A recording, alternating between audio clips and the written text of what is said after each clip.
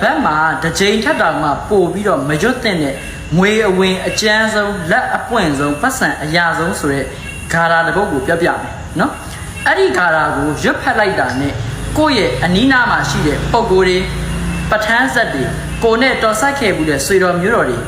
ကိုယ့်ရဲ့အဆောက်အအုံပုံကိုယ်တွေမြင်အပ်မမြင်အပ်ပုံကိုယ်တွေကကြားသိပြီးတော့ကိုခက်ခဲနေတဲ့ပြဿနာငွေရေးကြေးနဲ့ပတ်သက်တဲ့လက်လာပါပိုင်းဆိုင်ရာကိုဖွင့်လန်းပေးပြီးတော့အလိုရှိရာကိုပြည့်စုံစေတယ်ဆိုပြီးတော့ယုံကြည်ကြပြီးရှေးခေတ်ကာလတွေကနေပြီးတော့ပရပိုက်တချို့မှာမှတ်တမ်းတင်တာကိုတွေ့ရပါတယ်နော်အဲ့တော့ကျွန်တော်အခုမျှဝေပေးမယ့်ဂါရာကို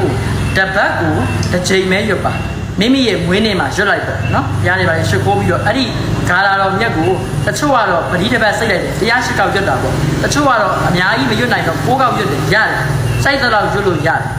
အဓိကတပတ်မှာ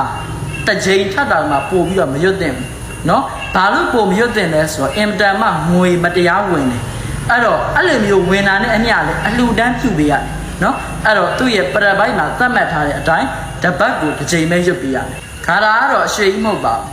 အရဟံဝိဇ္ဇာဇယံမေဒေတုဆိုတဲ့ခါရာနော်အရဟံဝိဇ္ဇာဇယံမေဒေတုဆိုတဲ့ခါရာလေးကိုတပတ်ကိုတစ်ချိန်ပဲရွတ်မိမိရဲ့မွေးနေ့မှာရွတ်နော်ကိုးကောက်တတ်နိုင်တဲ့သူကကိုးကောက်ရွတ်ပရိတပတ်စိတ်နိုင်တဲ့သူပရိတပတ်စိတ်ပရိတပတ်ဆို108ခေါက်ရွတ်108ခေါက်